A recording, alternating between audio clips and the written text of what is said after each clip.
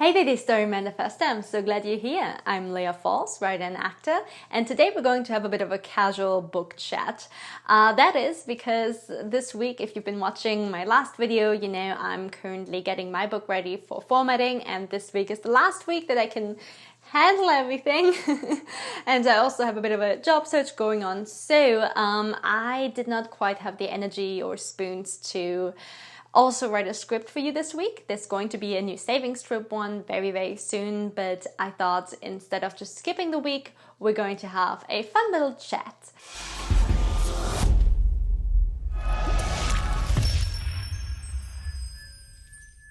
Now this video is inspired by one of my favorite booktubers, Merphy Napier. She does a lot of book reviews and I've got a lot of great recommendations from her, so I like watching her. And 2 weeks ago she did a My Bookish Preferences video. You can watch that. I'm not even going to pretend I know which side it's going to come from. You can watch it somewhere up here. So it's got a good chunk of questions for readers, and I figured I'll give you my answers and you can give me yours not in your description, in the comments, and we can just chat about that for a little bit. If you're not interested in that, let me just remind you about the giveaway. I already have some entries and I'm very excited to be giving these lovely books away soon. So you have until the 23rd of February. Check out last video and make sure to enter before it's too late. Before it's too late. And if you do want to stick around to chat, please do leave in your comments what your answers are. Maybe not to everything, but to the ones that you find most interesting. The first question is, which perspective is your favorite? So which point of view perspective? And when I looked at the questions, I was like, that's kind of not the best way for me to start because I don't really have a preference. I used to very much prefer third person close, but I think that's just because I prefer adult books in general over young adult books or middle grade books. For some reason, I do actually end up reading a lot of YA. I think it's at least 50-50 in terms of my adult books and my YA books that I read. From the themes and the explorations and the general style, I tend to prefer adult. And first-person narrative is usually more connected to YA. So I used to think that third person was more where it's at, but then when I started realizing that I'm totally reading half-half and my favorite books are also totally half-half, I was like, okay, I think I just really don't have a preference. It needs to be done well. Same with tense. I don't really care if it's in past tense or present tense. It just depends on how well it's done. And I even like omniscient now. I used to think that wasn't my deal either, but I read Into the Drowning Deep, which I wish I would be filming this. Merphy Napier films this next to a bookshelf, and I understand why, because I'm like, oh, but that's my makeup desk. So yeah, I just read Into the Drowning Deep. This is not it, this is Sunglasses, but that book is one of my favorite books from last year, and that has omniscient third-person narrator, and I really love that. And I'm currently reading Plain Bad Heroines, which is sort of omniscient third-person.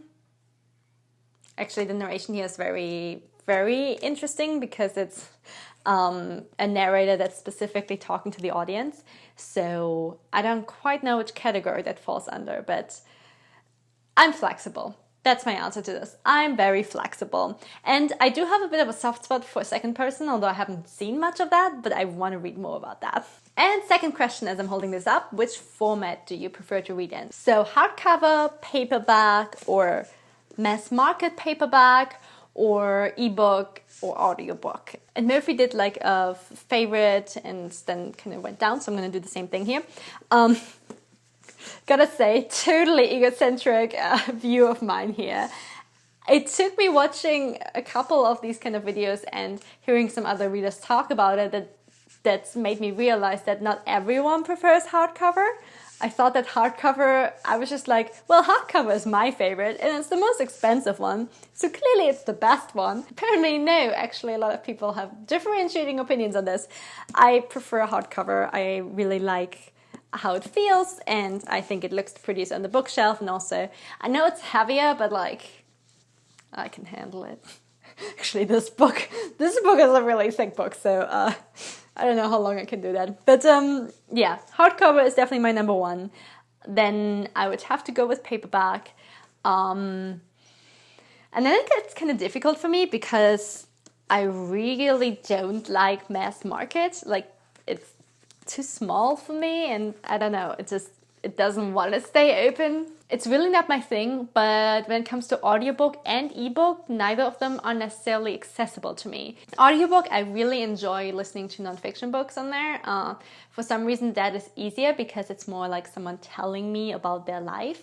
But when it comes to storytelling on audiobooks, I found that I'm sort of able to do like Agatha Christie, kind of a cozy mystery.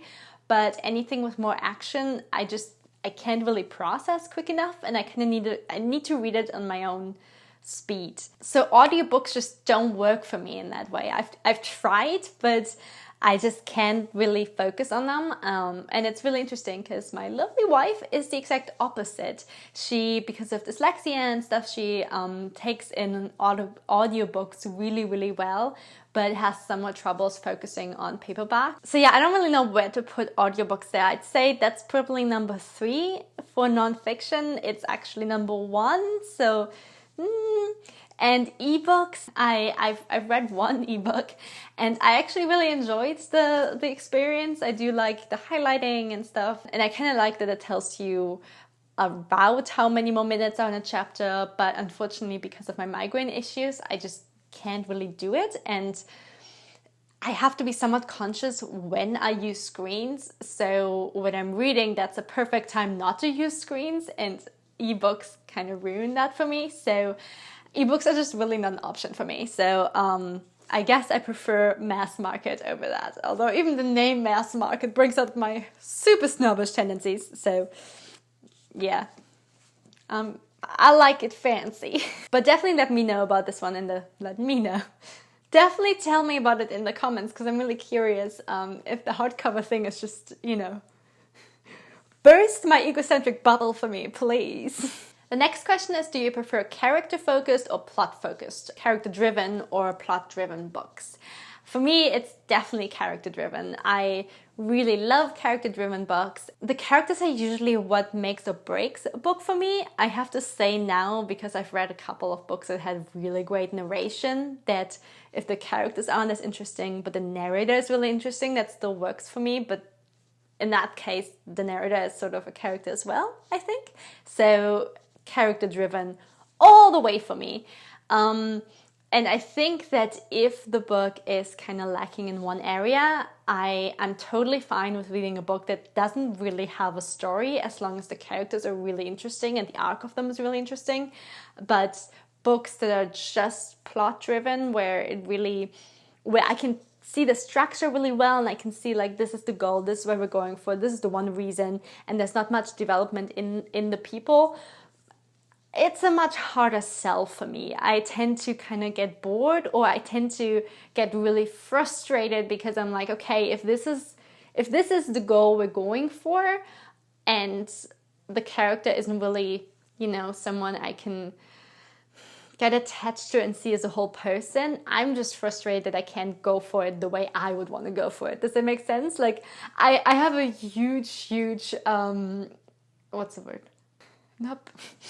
No. Soft spot. The opposite of what I was going to say. I have a huge soft spot for choose your own adventure novels. I love those. And if it's plot driven, I wish every plot driven book were a choose your own adventure novel, because I'm like, I can get behind like a specific goal and stuff, but then I want to be able to take the reins. That being said, though, I have enjoyed books that both have only character driven and plot driven. I read Catcher in the Rye last year and really loved it.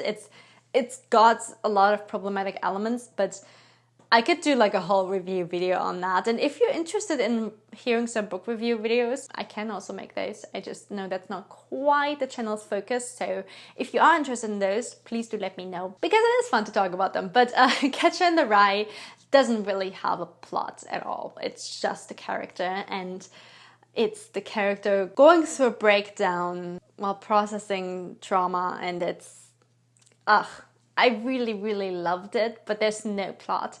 Whereas plot-driven books, I've put down more, where the characters weren't super interesting, but I did enjoy. It's been over 10 years since I read it. But I did enjoy Dan Brown's Illuminati, and I don't think that's the characters that are really important in any way. Yeah, so that would probably be an example of a plot-driven book I still enjoyed. But in general, if it's, I either like it balanced or completely character-driven. Let me know what you think. I also have to say about this, especially as a writer too, plot for some reason is the most elusive part of writing to me and of reading. For most people that's voice. I've seen a lot of people kind of struggle to really define what the voice is of work, but I feel like the voice is very clear to me, and when writing I have a really good sense of that.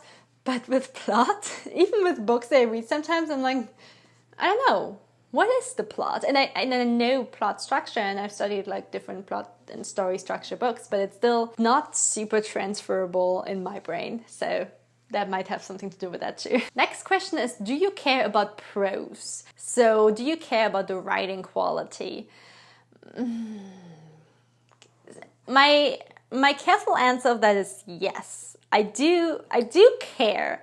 And there's definitely books that have gorgeous, gorgeous writing that I really love for the writing. Carmen Maria Machado is sort of a writer where I really, really love her prose, and I feel like her prose is one of the main components of her writing. So the short story collection Her Body and Other Parties, for example. I really love that book for the writing, and there's definitely some literary books where I really, really enjoy the writing. And actually, this is one of my favorite books of all time, and the writing is so beautiful. But what I love about it is that every sentence kind of packs a punch. Like, every sentence either super immerses you in the location, or it really explores the character, just except for the first chapter. I don't know, if you read this book, like, I don't know why the first chapter didn't connect with me at all, but after that, I feel like every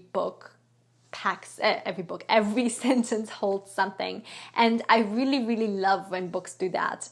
That being said, there's books that I've read that I feel like they get too hung up in the prose, and the reason why I love this book so much is because of the combination of the character and the voice. The character, the voice of the narrator, actually that's not voice and narrator, is kind of different. So the character, the narrator, and the prose, all three together are what makes this book really, really amazing to me. Whereas I've read some books that really, really focus on prose, and I feel like they got a little too hung up on saying something in the most beautiful way than making sure that what they're saying still holds that whole meaning. Does that make sense? One example of that, I've got a couple of examples, and they're probably really controversial, but I don't really want to go into that. I have one recent example, but it's a book that does explore a really, really important topic, and I don't want to dissuade anyone from reading it. But sometimes really, really ambitious prose takes me a little too far away from everything else that's being said. Okay, I gotta say here, like, if the prose is really bad, usually what still gets me in the book is the romance. Because if the prose is really, really bad, I can't quite connect to the characters as much, but I can still swoon. If the prose is bad, but like the shipping is there, then it probably still works for me. As long as the characters make sense. If the characters don't make sense, I'm out of here. The next question is, how introspective do you like your characters to be?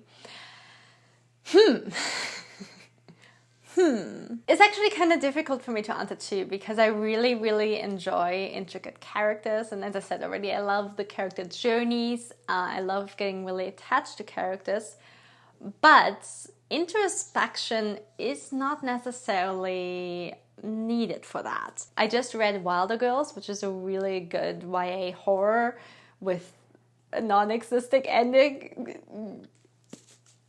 I can recommend it, but prepare to be unsatisfied at the end. So if you're into that kind of thing, it's a really good book. But it's similar, this one and An Unkindness of Magicians, which is still somewhere different on my bookshelf. Both of them are quite distant in terms of, like, they're not really in the characters' heads too much. There's some character opinions and such, but the action and what is happening and in this book, definitely the environment and the atmosphere kind of tells you so much about the characters still, that you don't really need the introspection. Like you still get the same closeness. So I think when it comes to introspection, it really depends on whether it's used for character closeness or not. I really do enjoy characters that contemplate and go on their own journeys in their head, as long as that's really consistent. I have a couple of books that I get so frustrated at because the introspection doesn't match. Like they have like one specific insecurity, and then 2 chapters later they have a different insecurity that kind of clashes with the previous one. And I think introspection is probably one of the things that I remember the best while reading. So when it doesn't match, I get really angry. So it's sort of I like it. It can be used really well, but don't mess it up. What's your opinion on this one? How do you like your relationships in books? So Merphy took it mostly as kind of do you prefer platonic or romantic, and probably family relationships and stuff are in there too. I'm gonna say I don't actually have a preference in terms of what the connection is, but I really, really love deep, love-informed connections and relationships between characters.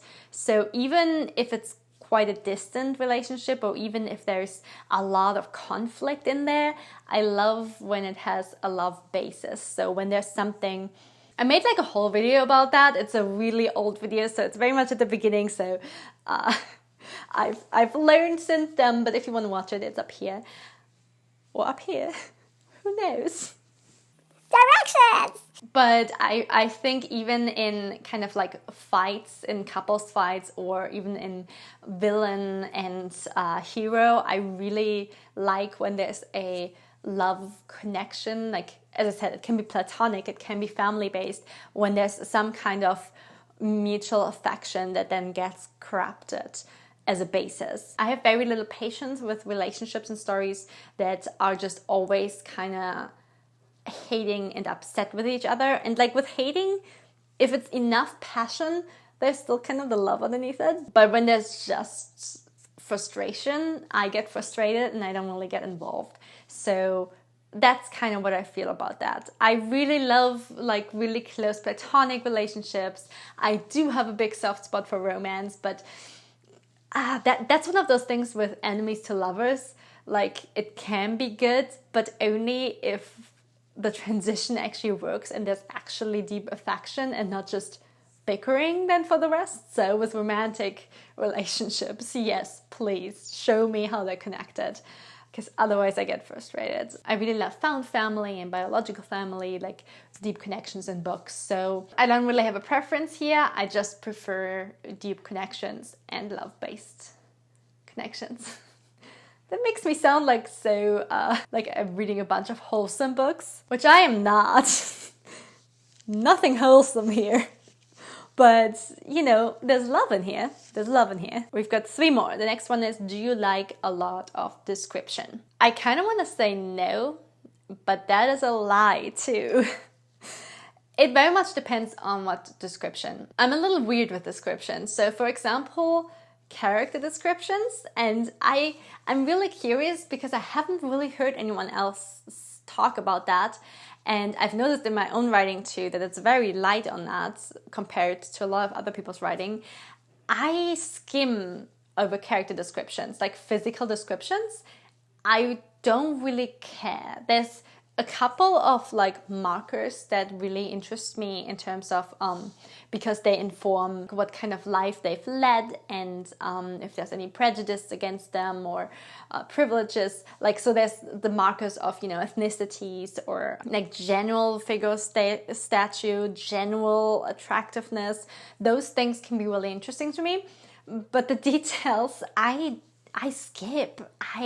And I don't really, when I picture the characters, because, you know, I do when I'm reading, I picture, this is going to sound so weird, but I picture their energy more than like a specific face. In writing too, I had a character who was described blonde in the book, but then when I made the mood board, I picked like brunette-haired reference models. And I didn't really realize it until the whole mood board was done, that I was like, oh, I don't know. Yeah, I guess that hair color. It's just, so long character descriptions are totally lost on me, and I don't really care if they're good or not. If they repeat it a lot, I get a little annoyed because I'm like, I don't want to skip over that again. But yeah, so I don't need that. And I feel similarly about clothes. I don't really care about clothes descriptions. With most descriptions, I really only care if we learn about the character or the atmosphere through the descriptions. So for example, hair color doesn't tell me anything about them, but if I read about how they love running their fingers through their hair because the way it shines in the sun reminds them of the muddy river near where they grew up, something like that. That might be a little pretentious, but I do enjoy the connection they make. So if descriptions serve that purpose, that they're building out the character or the world, then I can read them. But oftentimes with like clothes and stuff, sure, it still kind of gives you a fuller picture, but I don't really need that. I'm such a hypocrite here in general. I like fast-paced books more. I very much enjoy when we keep moving and the development keeps happening and we really, there's more situations that the characters have to deal with and all of that. And I say that none of this needs too much description. And I say that having this is one of my all-time favorites, partially for the descriptions. I love this book because it describes the places he goes to so well, but they tell you kind of a lot about him too. But still, they also just give you a good image. So I even remember how the characters are described in this mostly. So this I'm currently reading. I am only on page 100, but I can already tell that a book can always go south, but right now I'm really loving it. And it had 2.5 pages just about a greenhouse and the description of that greenhouse. And I loved it. I loved reading about that. And that reminds me too of Les Miserables. Over 1,000 pages Les Miserables, which is another favorite of mine. It's probably my favorite classic. Maybe that and Hunchback of Notre Dame kind of together. I really, really loved both of them. And Victor Hugo writes so many descriptions. He's so elaborate in them. And no, not all of that specifically relates to the character or the plot or the development of everything. No, it doesn't. But I love it. So it's hard to say how I really feel about descriptions. In my own writing, I like to keep it tight, and I very much like focusing on everything, only the necessary things and only the things that really add to the image. But at the same time, a good friend of mine said that my descriptions are his favorite part about my writing. So I'd say it's situational. Descriptions are very situational. Do you have a clearer opinion on this? Please enlighten me. The next one I take very personally. Do you prefer a single point of view or multiple point of view? My book has multiple point of view, and I know people have very strong opinions about that, so I always get really, really defensive over my book baby. And I'm like, no, multiple point of views are amazing. And truthfully, I don't actually care.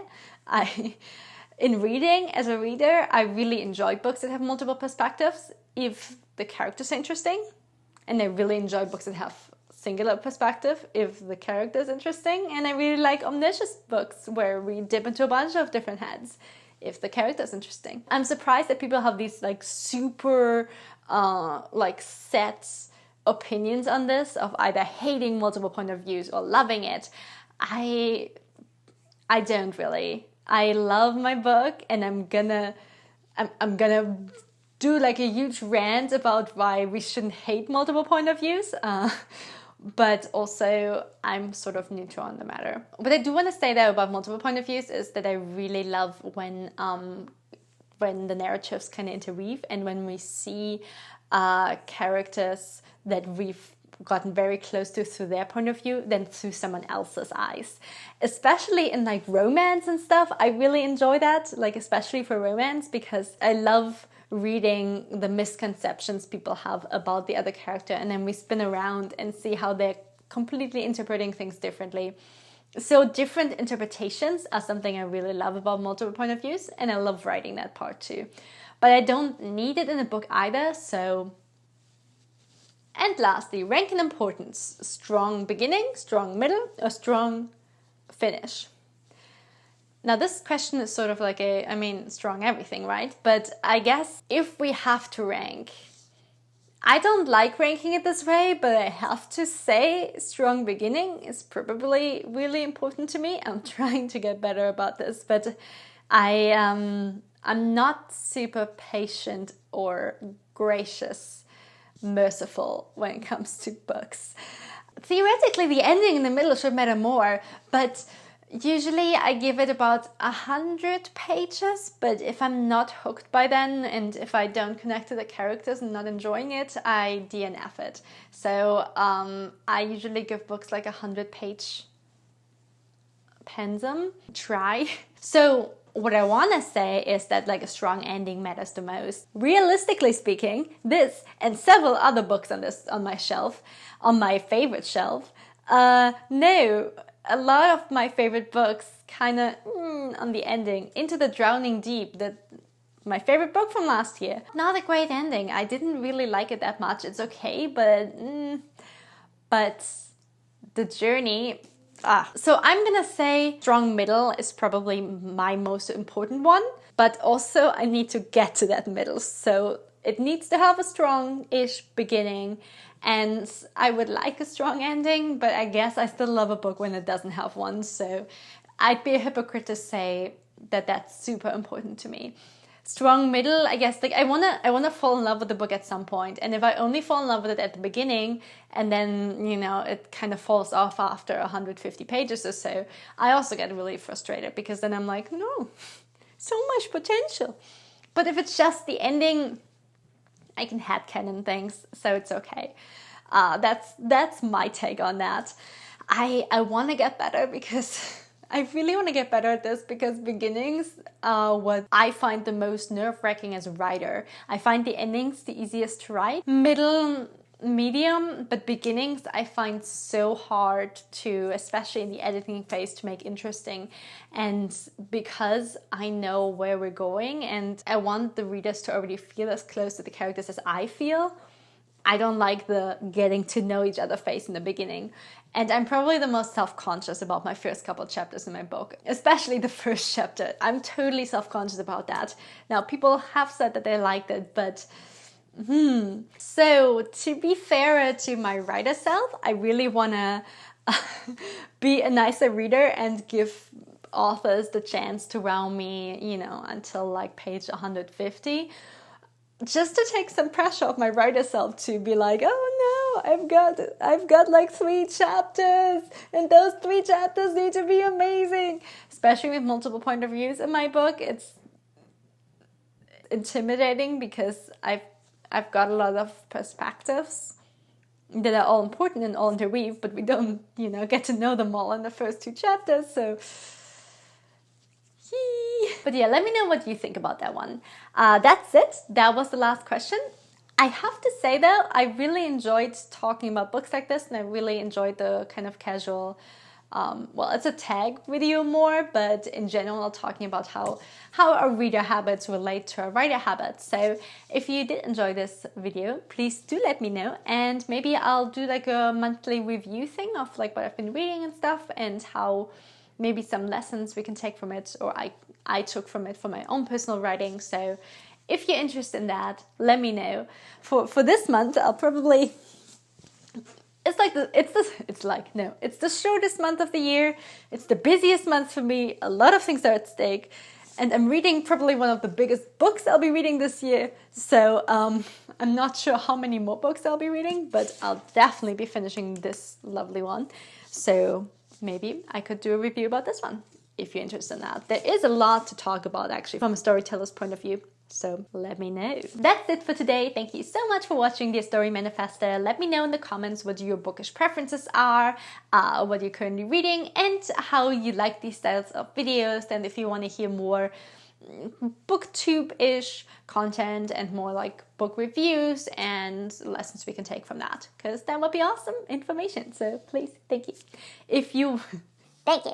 if you want to place the antelope, like, subscribe and comment on this video and share it with your friends. We always want to please the antelope. Apart from that, have a lovely week. I will hopefully see you next week with a fully scripted video.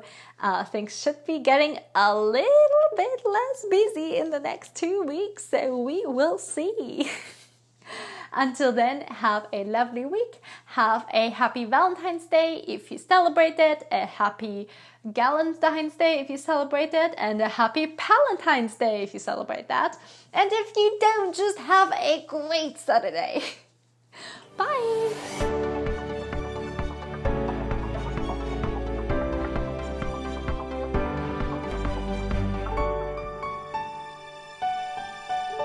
Hey, this is Story Manifestor. I'm